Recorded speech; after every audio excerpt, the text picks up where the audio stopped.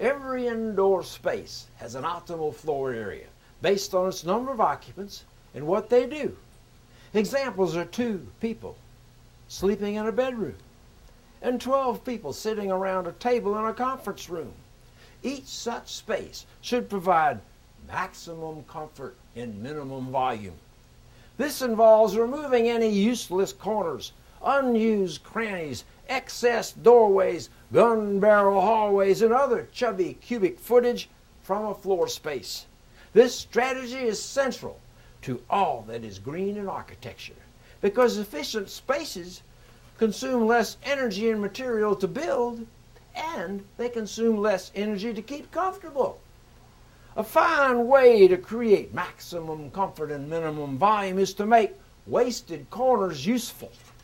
Consider this picture from my book, Architecture Laid Bare. In a suburban kitchen, I installed a tall revolving cabinet between the refrigerator on one side and a wall oven on the other. This rotating cylinder has 5 34-inch diameter shelves enclosed by a tall sheet of formica around the sides and back that keep items from sliding off the shelves when they revolve. This storage has 30 square feet in it of easily reachable storage where before existed only 6. In this residence, I employed a second space-saving trick. A corner kitchen cabinet whose door opens into the dining room on the outside.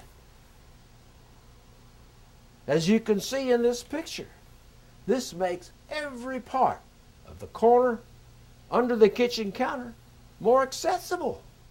Another way to create maximum comfort and minimum volume is to place a large opening in a wall between 2 rooms.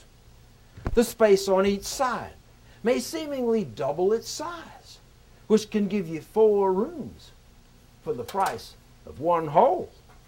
2 examples of this spatial legerdemain appear in this picture. The deletion on the left opened a wall between a dreary hallway and a dark stair, which made the space look even larger and allowed someone descending the stairs to see the hall around the corner and vice versa. In the wall on the right, I removed each other stud, and then I doubled the remaining studs and mounted cantilevering shelves on them. In addition to the openings making the spaces look larger, air and light can enter from one space to the other. A space doubling cousin of big wall openings is large mirrors.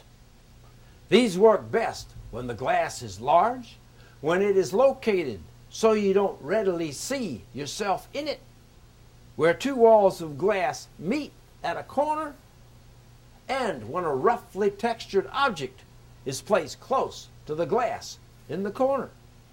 A good example of all this is a planter shaped like a quarter circle. You could get a potter to make this for you with a tall leafy plant in it, and here's what it would look like.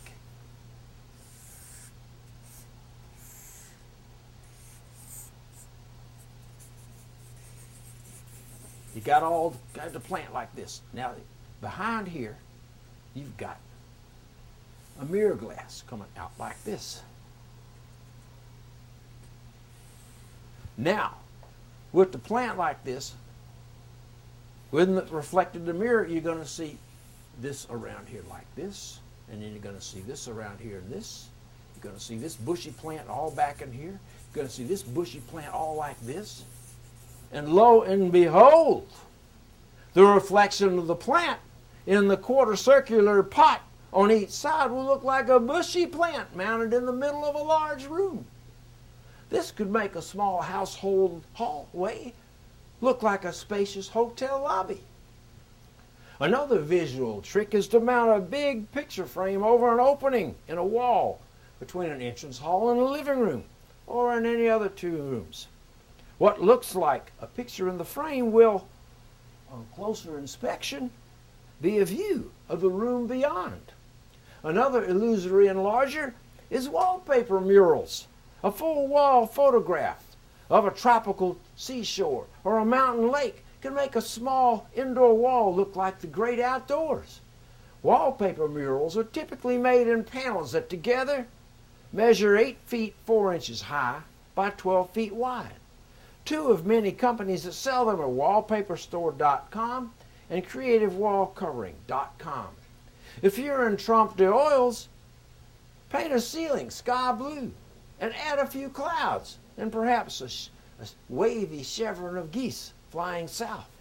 Then the room top may look 8,000 feet tall instead of 8. A clever way to make a room look larger and be more useful at the same time is to build long shelves around the top of its walls. In almost every room, a band of bare wall wraps around the room between the tops of the doors and the windows and the underside of the ceiling. In an average bedroom, this space could hold 50 linear feet of boxes and books.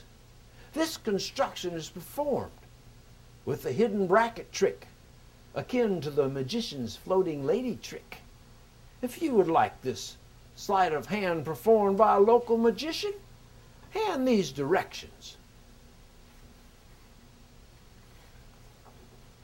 Right here to a carpenter, and he or she will know exactly what to do. This trick can be used to install shelves on any wood stud wall. In addition to creating lots of storage, these shelves will make the room look larger because by locating the usual 8-foot high cornice molding along the top of the doors but underneath the shelves, which are a little less than 7 feet high all around, the 7-foot height will look more like 8 feet. This illusion will also make you feel taller. There are a number of other ways to make a space more comfortable and smaller at the same time in your home or place of work. If you go to my book, Architecture Laid Bare, you will find 15 pages and pictures that describe all kinds of ways to do this.